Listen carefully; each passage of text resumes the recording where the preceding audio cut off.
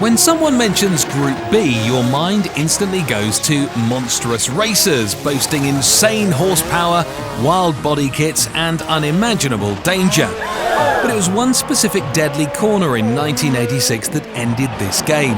What happened, and how did the most dangerous period of rally car history come to an end? Join us as we unravel the gripping tale, but before we dive in, don't forget to like and subscribe to our channel. If you have even a tiny bit of interest in racing and rallying, you've probably heard of Group B. It's like the wildest chapter in the history of the World Rally Championship. Just imagine super powerful cars built to tear through all kinds of terrain, from smooth roads to rough gravel, dirt, snow and ice. What's crazy is that even folks born long after Group B's heyday can't help but catch its fever. It's that legendary. But Group B wasn't just another chapter in rally history. It was like a turbocharged sequel to the Group 4 Rally Championship. And it was officially sanctioned by the FIA. This high-octane extravaganza roared onto the scene for a short burst between 1982 and 1986. But during that time, it drew in the biggest names the sport had ever seen. Drivers, co-pilots and manufacturers alike. We're talking legends like Walter Röhrl, Ua Kankkunen, Henri Tovanen, Stig Blomqvist and Ari Vatanen, all duking it out behind the wheels of monstrous machines created by Audi, Lancia, Peugeot, Ford and more. What set Group B apart was its loose rulebook, which allowed for mind-bending technological innovations. Each competing car had to spawn 200 road-going versions. Those are the homologation specials, keeping weight to an absolute minimum. What really sets the engines on fire, quite literally, was the absence of any limits on boost pressure. Before Group B, rally cars under FIA rules packed a modest 250 brake horsepower. But when Group B rolled into town, that number skyrocketed to a mind-boggling 600 brake horsepower or beyond. However, as the engines roared louder and the cars became even more formidable, things started to get a bit out of hand. Tragedy struck with a series of serious accidents that claimed the lives of both drivers and spectators. On May 2, 1986, one of the biggest accidents occurred in the world of rally racing. Henri Tovanen, along with his co-driver Sergio Cresto and their Group B rally car, met their fate on a seemingly unassuming corner. At first glance, this corner appeared to be just a tricky left turn, with a drop so deep that sunlight struggled to pierce through the thick canopy of trees below. However, when viewed with the context of the Tour de Course, often dubbed the Rally of 10,000 Corners, though it was closer to 20,000, it seemed relatively harmless. The drop wasn't a sheer vertical plunge, it had a sweeping descent, a gentler disposition and a relatively smooth surface. But the landscape around this corner has evolved significantly since that fatal day. The D18 road has been improved, smoothing out its uneven patches, and a low wall and memorial stone now stand as somber reminders of the tragedy that unfolded here.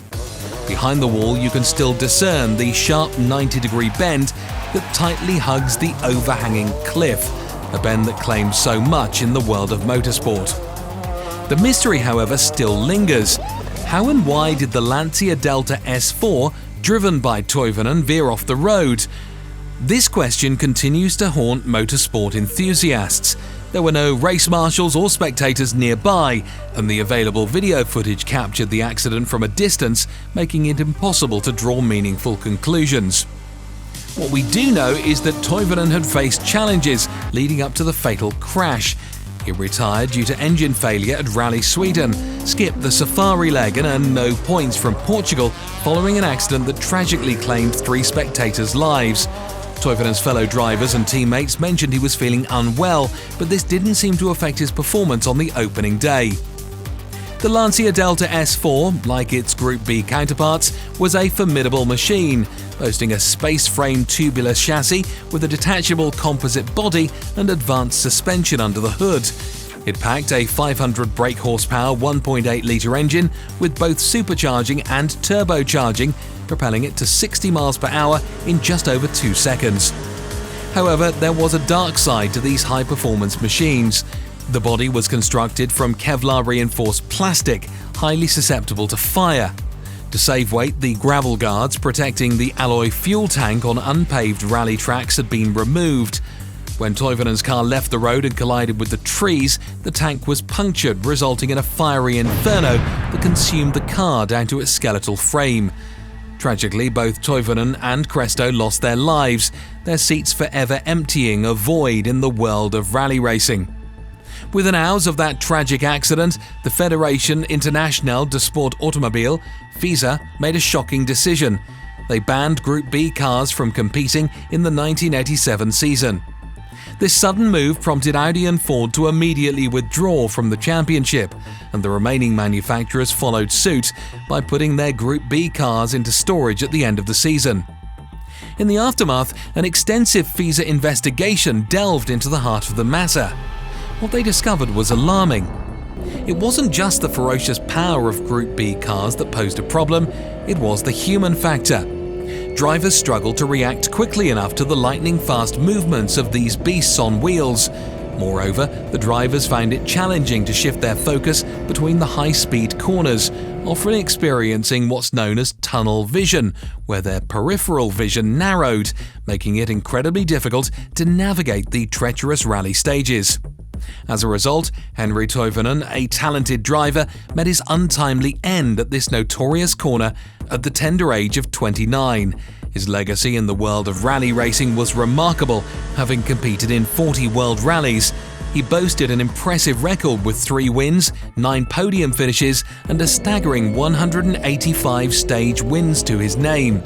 It is said that Tovanen possessed an extraordinary ability to tame the unruly Lancia Delta S4, a feat that many believed was beyond the reach of any other driver.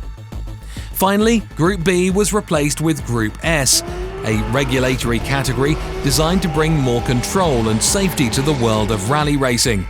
With the tragic accidents and growing safety concerns, Group S emerged as an attempt to strike a balance between high-performance racing and the well-being of drivers and spectators. Under Group S regulation, the rules were more relaxed than Group B, but still aimed to keep things safer. Power output remained somewhat higher than the subsequent Group A era, but it was significantly lower than the peak of Group B's horsepower mayhem. The cars still needed to meet specific production quotas, making them somewhat closer to their road-going counterparts. But innovation was encouraged, especially in the realm of four-wheel drive technology.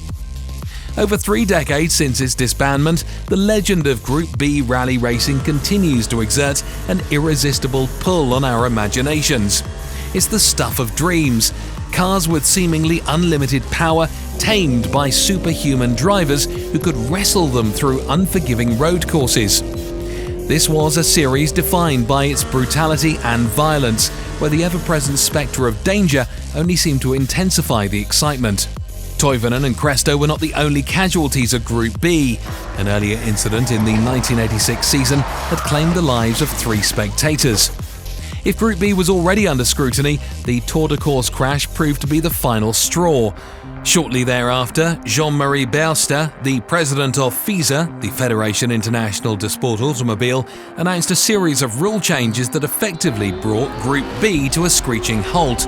Ford and Audi promptly withdrew, dealing a severe blow to the competition. There would be no Group B season in 1987. Even the proposed Group S, which aimed to limit car horsepower while drastically reducing the homologation requirement from 200 cars to just 10 to encourage radical innovation, met an untimely demise. As we noted at the time, the age of the limited edition wonders is nearing an end. The exact cause of Tovanen's fatal crash remains shrouded in mystery, even after all these years. As of May 12, 1986, Tovanen had started to get the hang of the four-wheel drive car and believed things were going much better. However, his lack of familiarity with the rally circuit, combined with a truncated training schedule due to illness, may have played a part in the accident. It's also possible that the lingering effects of previous serious accidents in Tovanen's career were contributing factors. In all likelihood, the full truth will forever remain elusive. So why does Group B continue to hold us in its thrall? We believe it's because it served up a potent mix of incredible cars, raw human talent, fierce competition, and, yes, danger. Even at the time, everyone seemed to sense that a very special era was drawing to a close. Even if the reasons for its cancellation were entirely justified, it was an epoch where the line between heroics and recklessness blurred, a heady cocktail that still fascinates and haunts us to this day. If you enjoyed this story, buckle up and stay tuned for more fascinating tales about your favourite car brands. Don't forget to hit that like button and subscribe for a joyride through the world of automotive history. Thanks for watching and see you soon.